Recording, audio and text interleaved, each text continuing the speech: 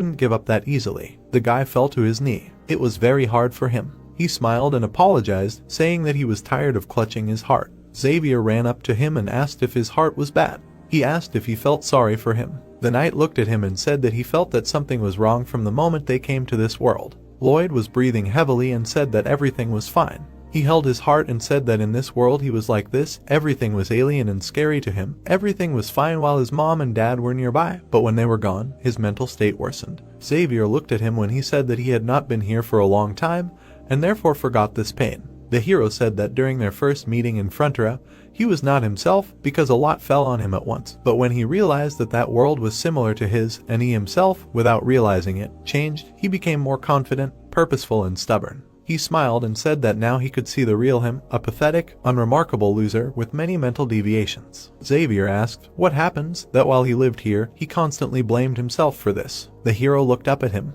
The knight looked at him and asked, did he just sit idly by, complaining about everything? He lowered his head. He said that he wanted to do something, but he couldn't. His parents poked at him, then went bankrupt, and then he was left all alone. How could he act so irresponsibly and leave his child? Everyone just turned away from him, not understanding how hard it was for him. Lloyd lowered his head and said that his mom and dad were really wonderful people. In order to understand this, he had to lose them. He said that then he began to study, work, do everything to survive. The hero cried and said that he did it so that his life would be direct proof that their efforts were not in vain. Xavier leaned over and said that the master was not to blame. Who put this burden on him? He replied that it was himself, and even if it was not his fault, he was still a nobody. The boy closed his eyes. He stood up and said that it seemed that he worried in vain. The knight went on and said that here in Seoul or on the continent of Laurasia, for him he was one person. He turned around and said that even when he made a fuss about an ugly face or cried bitterly on his knees, he still remained true to his word. Lloyd looked at him through tears.